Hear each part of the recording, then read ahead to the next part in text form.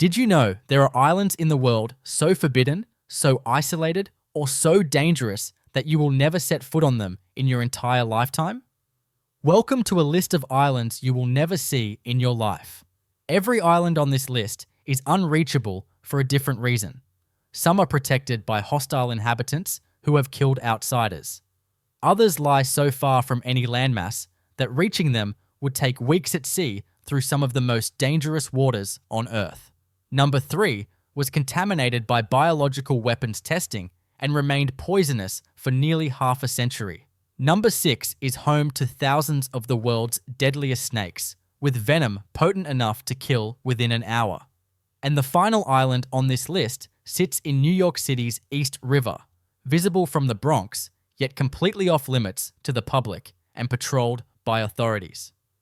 But let's start with number 1, an island in the Bay of Bengal where approaching the shore could cost you your life, whether you are. Indigenous people have violently rejected all contact with the outside world for thousands of years, and where even the Indian government has made it a crime to come within 3 miles of its beaches. North Sentinel Island rises from the waters of the Bay of Bengal, part of India's Andaman and Nicobar archipelago. The island reaches roughly 60 square kilometers, or approximately 23 square miles in area. What makes it stand out is not its size or geography, but the fact that it remains home to one of the last uncontacted tribes on Earth. The Sentinelese people have lived on this island for an estimated 60,000 years, maintaining complete isolation from the modern world. For the Sentinelese, North Sentinel Island is not a tourist destination or archaeological site. It is their home, and they have made it abundantly clear that outsiders are not welcome. The island became permanently forbidden following a series of contact attempts that ended in violence and tragedy. In 2006, 2 Indian fishermen illegally approached the island. Their boat drifted too close to shore while they slept. Sentinelese warriors killed both men. Their bodies were never recovered. Then came the incident that brought global attention to North Sentinel Island. In November 2018, an American missionary named John Allen Chow paid local fishermen 25,000 rupees, equivalent to roughly $325 to take him near the island. Chow was 26 years old and had spent years preparing for this journey. He had undergone medical training, wilderness survival courses, and linguistic preparation. He carried gifts, a Bible, and a conviction that he could convert the Sentinelese to Christianity. On November 15th, 2018, Chow made his first approach to the island by kayak. The Sentinelese met him on the beach with arrows. He retreated. The next day, he returned and attempted to communicate with them, singing worship songs and offering fish as gifts. An arrow struck the Bible he was holding. Undeterred, Chow returned to the island on November 16th, 2018. He never came back. The fishermen who had transported him reported seeing tribal members dragging his body along the beach the following morning. Indian authorities made multiple attempts to recover Chow's body, but ultimately abandoned the effort. The risk of violent confrontation with the Sentinelese was deemed too high. A murder investigation was opened, then quietly dropped. Today, approaching North Sentinel Island within 3 miles is illegal under Indian law. The Indian Coast Guard and Navy patrol the waters around the island continuously. Violations result in arrest and prosecution. The Sentinelese population is estimated at between 50 and 150 people, though the exact number remains unknown. What makes North Sentinel unusual is that the restriction exists entirely for protection. The Sentinelese have no immunity to common diseases. A single contact event could introduce pathogens that would devastate their population. The Indian government has recognized this vulnerability and made the deliberate decision to leave them alone. That isolation, however, comes at a deadly cost for anyone who ignores it. From the tropical waters of the Bay of Bengal, we move to the icy remoteness of the southern Indian Ocean, to a place so isolated that it holds the title of the most remote island on Earth. An uninhabited volcanic island covered almost entirely by glaciers, where the nearest inhabited land lies over 2,200 kilometers away. Bouvet Island rises from the South Atlantic Ocean roughly 2,500 kilometers or 1,600 miles southwest of Cape Town, South Africa. The island reaches 780 meters or 2,559 feet at its highest point, a peak called Olaftoppen. The island spans approximately 49 square kilometers or 19 square miles, with 93% of its surface buried beneath glacial ice. Physically, Bouvet Island is not difficult to climb. The challenge lies in getting there. The nearest inhabited place is Tristan da Cunha, approximately 2,060 kilometers or 1,400 miles to the northwest. The nearest landmass of any kind is Queen Maud Land in Antarctica, roughly 1,700 kilometers or 1,100 miles to the south. Bouvet Island was first discovered on January 1st, 1739, by French commander Jean-Baptiste Charles Bouvet de Lozier. His positioning calculations contained errors, and the island was effectively lost for decades. British whalers rediscovered it in 1808.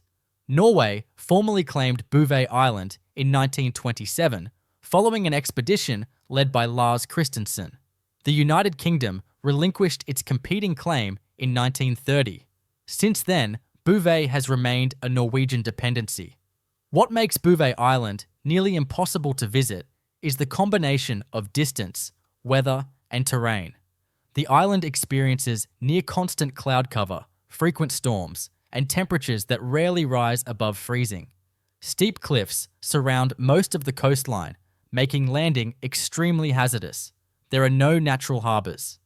The only accessible point is Niroisa, a 2-kilometer by 0.5-kilometer terrace on the northwest coast, created by a massive rock slide sometime between 1955 and 1957. Norway operates an automated weather station at Niroisa, but the island has never been permanently inhabited. A research station erected in 1996 was destroyed by an earthquake in 2006. In April 1964, a South African expedition discovered an abandoned lifeboat on Bouvet Island. The boat contained oars and supplies, but bore no identifying marks. No trace of human life was found on the island. The placement of the boat suggested that whoever was on board could have reached land, yet no evidence of their presence existed. The mystery remains unsolved. Today, Bouvet Island is a nature reserve. Access requires permission from the Norwegian government. Even with permission, organizing an expedition demands an ice-strengthened vessel, specialized equipment, and the willingness to operate in one of the most inhospitable environments on Earth. Few have made the journey. From one of the coldest places on Earth, we travel to an entirely different extreme. To an island contaminated by one of the deadliest substances ever weaponized, where the soil itself became toxic and where warnings remained posted for nearly 5 decades. Grunard Island lies in Grunard Bay off the northwest coast of Scotland, approximately halfway between the villages of Gairloch and Ullapool. The island is roughly 2 kilometers or 1.2 miles long and 1 kilometer or 0.6 miles wide, covering approximately 196 hectares or 485 acres. At its closest point, Grunard sits just 1 kilometer or roughly half a mile from the Scottish mainland. Physically, it is unremarkable, low-lying, treeless, and windswept. What made Grunard forbidden was not geography, but history. In 1942, during World War II, the British government purchased Grunard Island from its owner for £500. The island was immediately declared a prohibited area. Scientists from Porton Down, Britain's biological warfare research facility, selected Grunard as a testing ground for weaponized anthrax. The experiments were conducted as part of a larger plan called Operation Vegetarian.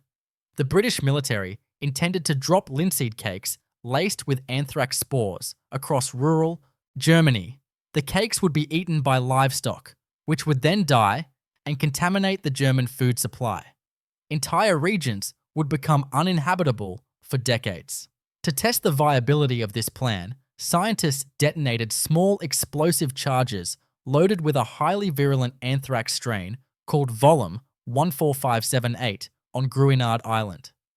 A flock of 60 to 80 sheep was restrained in the path of the spore clouds. Within 3 days, the animals began dying.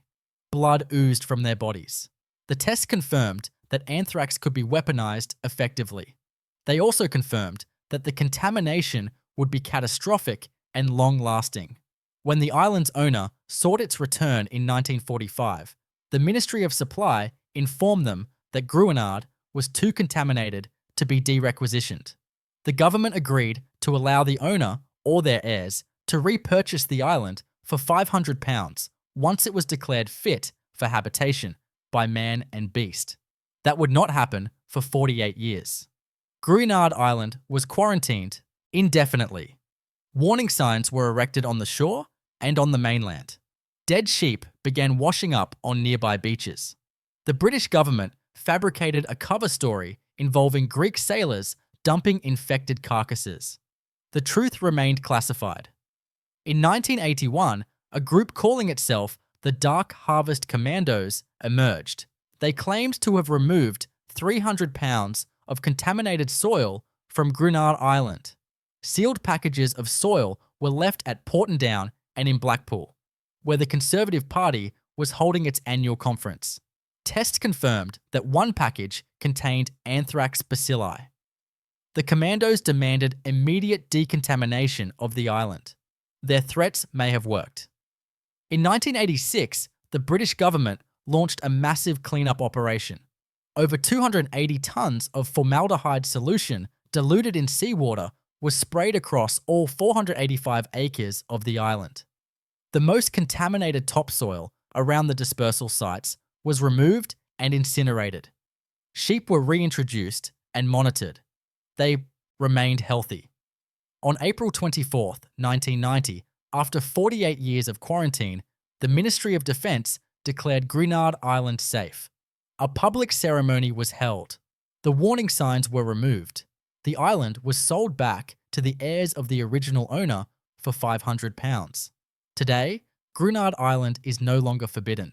Sheep graze there, but the memory of what happened lingers. From the contaminated shores of Scotland, the story shifts across the Atlantic to the Southern Hemisphere, to a place so remote that it takes longer to reach than many Antarctic research stations. An Australian territory dominated by an active volcano where fewer than 150 people have ever set foot.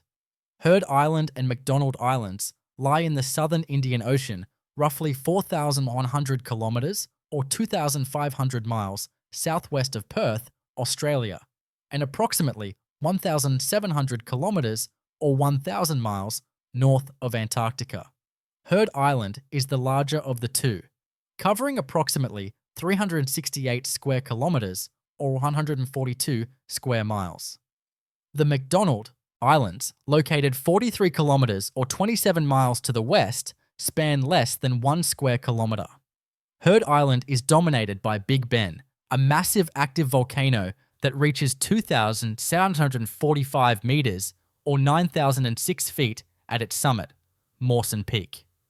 This makes it the highest mountain in Australian territory outside the disputed Antarctic claims. Approximately 70% of Heard Island is permanently covered by glaciers. The islands were discovered in the mid-19th century. American sailor John Heard sighted Heard Island on November 25, 1853, while sailing from Boston to Melbourne. William MacDonald discovered the nearby MacDonald Islands on January 4, 1854. Both islands were claimed by the United Kingdom in 1910 and transferred to Australia in 1947. From 1947 to 1955, Australia maintained a research station at Atlas Cove on Heard Island. The station was closed after the establishment of Mawson Station on the Antarctic continent. Since then, human presence on the islands has been sporadic and temporary. What makes Heard Island and McDonald Islands, nearly impossible to reach, is the combination of extreme remoteness, brutal weather, and difficult terrain. The islands lie south of the Antarctic convergence, where cold Antarctic waters meet and sink beneath the warmer waters of the sub-Antarctic. Storms are frequent and violent. The seas surrounding the islands are among the roughest on Earth. Steep cliffs line most of the coastline. There are no harbours.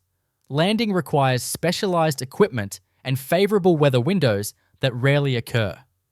Access to Heard Island and McDonald Islands is strictly regulated by the Australian Antarctic Division. All visitors require permits, which are issued almost exclusively for scientific research. Applications must be submitted at least 4 months in advance. Even with permission, organising an expedition requires an ice-strengthened research vessel, helicopters, and extensive logistical support. The islands were designated a UNESCO World Heritage Site in 1997 for their pristine sub-Antarctic ecosystems and ongoing geological activity. They are among the most isolated and least disturbed places on Earth. Only 2 successful landings have ever been made on McDonald Island, one in 1971 and another in 1980. Visits to Heard Island are more frequent but remain rare. The islands support large populations of seabirds and marine mammals, including penguins, petrels, elephant seals, and fur seals. No land mammals, reptiles, or amphibians exist there. No alien species introduced by humans have established themselves. This makes Heard Island and McDonald Islands uniquely valuable for studying evolution and ecological processes in their natural state. Unlike other forbidden islands on this list, Heard and McDonald are not closed because of danger or cultural sensitivity. They are simply so remote, so difficult to reach, and so carefully protected that visiting them remains beyond the reach of all but a handful of scientists. From the frozen isolation of the southern Indian Ocean, we move to the coast of Brazil, to an island that appears lush and inviting from a distance, but harbours one of the most concentrated populations of venomous snakes on Earth. Ilha da Queimada Grande rises off the coast of São Paulo state in Brazil, approximately 33 kilometers or 21 miles from the mainland. The island reaches 206 meters or 676 feet at its highest point and covers approximately 43 hectares or 106 acres. From above, the island presents a mix of rocky terrain and dense rainforest. What makes it completely forbidden is what lives there. Ilha da Queimada Grande is home to between 2,000 and 4,000 golden lancehead vipers, known scientifically as Bothrops insularis. These snakes exist nowhere else on Earth. They were trapped on the island approximately 11,000 years ago when rising sea levels at the end of the last ice age separated Queimada Grande from mainland Brazil. With no ground-level prey available, the snakes evolved to hunt migratory birds that stop on the island during their journeys. This evolutionary pressure produced venom 3 to 5 times more potent than that of mainland pit vipers. The golden lancehead's venom works exceptionally fast. Most venomous snakes strike their prey, release it, and then track it after the venom takes effect. The golden lancehead cannot do this with birds. Once bitten, a bird could fly away and die elsewhere. To prevent this, the snake's venom kills almost instantaneously. For humans, a bite from a golden lancehead is catastrophic. The venom causes tissue necrosis, internal bleeding, kidney failure, and potentially death within an hour without immediate medical treatment. There are no official records of anyone dying from a golden lancehead bite, but this is largely because almost no one has been bitten. Access to the island is forbidden. Local legend tells of a lighthouse keeper and his family who lived on Ilha da Queimada Grande in the early 20th century. According to the story, snakes entered the lighthouse one night. The family fled toward their boat. They were found dead days later, covered in snake bites. The story is likely exaggerated or entirely fabricated, but it reflects the island's reputation. In 1909, a lighthouse was built on Ilha da Queimada Grande. It was automated in the 1920s specifically because keeping people stationed there was deemed too dangerous. Today, the Brazilian Navy patrols the waters around the island and enforces a strict ban on visitors. The only people allowed on Ilha da Queimada Grande are scientific researchers who receive special permits from the Chico Mendes Institute for Biodiversity Conservation. Even these visits require a doctor to be present in case of snakebite. The golden lancehead is critically endangered. Its entire population exists on this single island. Habitat loss, disease, and inbreeding threaten the species. Despite the danger they pose, the snakes are valuable. Research into their venom has shown promise for treating heart disease, blood clots, and circulation problems. This has created a black market. Wildlife smugglers, known as biopirates, occasionally attempt illegal visits to capture snakes. A single golden lancehead can sell for between $10,000 and $30,000 US. What makes Ilha da Queimada Grande unusual is how visible yet unreachable it is. On clear days, the island is easily seen from the Brazilian coast. Boats pass nearby regularly. Yet, no one is allowed to land.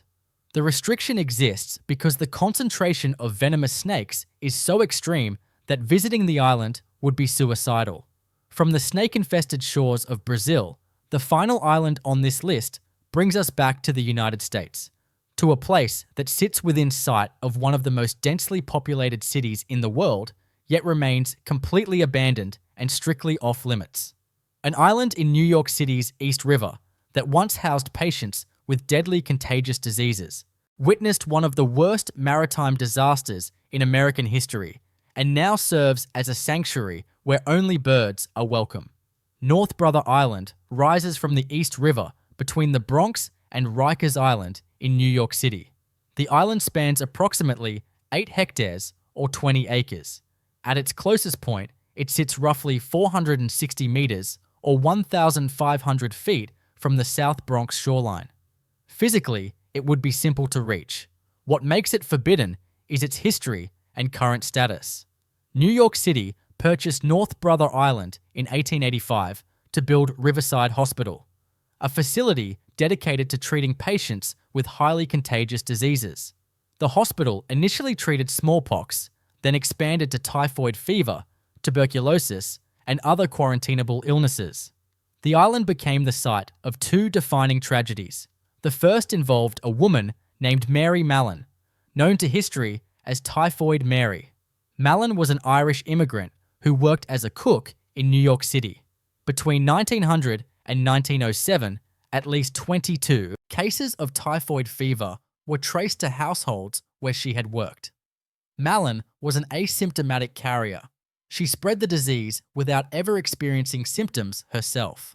In March 1907, New York City health officials forcibly quarantined Mallon on North Brother Island. She remained there for nearly 3 years, living in a small cottage while health authorities tested her repeatedly. In 1910, she was released on the condition that she never work as a cook again. She agreed. Then she promptly disappeared. Mallon resumed working as a cook under false names. In 1915, an outbreak of typhoid at Sloan Hospital for Women was traced back to her. 25 people were infected. 2 died. Authorities arrested Mallon and returned her to North Brother Island on March 27, 1915. She would never leave. Mallon spent the next 23 years in quarantine. She worked as a laboratory technician in the island's hospital, but was never allowed to cook or share meals with anyone. In 1932, she suffered a stroke that left her partially paralyzed. She died of pneumonia on November 11, 1938, at age 69. Only 9 people attended her funeral. The second tragedy occurred on June 15, 1904, before Mallon's arrival. The excursion steamer General Slocum caught fire while passing North Brother Island. The ship was carrying approximately 1,350 passengers, mostly women and children, from St. Mark's Evangelical Lutheran Church on a church outing. Captain William Van Schaik attempted to beach the burning vessel on North Brother Island. Staff from Riverside Hospital rushed to help. Only around 300 passengers survived. More than 1,000 people died, either from the fire or from drowning. For days afterward, bodies washed up on North Brother Island's shores. It remained the deadliest disaster in New York City history until September 11th, 2001. After World War II, North Brother Island served as housing for veterans. In the 1950s, it became a treatment center for teenage drug addicts. That program closed in 1963. The island was abandoned. Today, North Brother Island is a bird sanctuary managed by New York City's Department of Parks and Recreation. Access is strictly prohibited without special permission. Permits are issued only for compelling academic or scientific purposes, and all visitors must be accompanied by a Parks Department representative. The ruins of Riverside Hospital remain standing. Approximately 20 buildings in various states of collapse are concealed beneath dense forest. The structures are unstable and dangerous.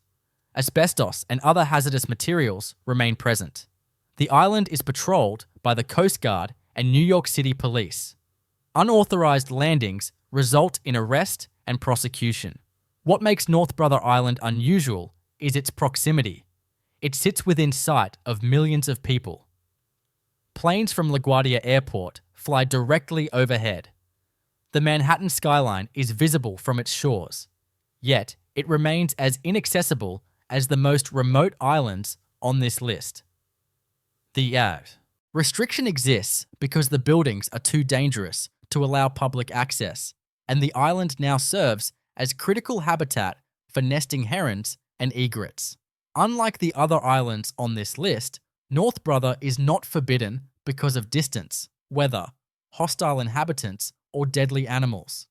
It is forbidden simply because New York City has decided that this small piece of land is better left to nature than returned to human use.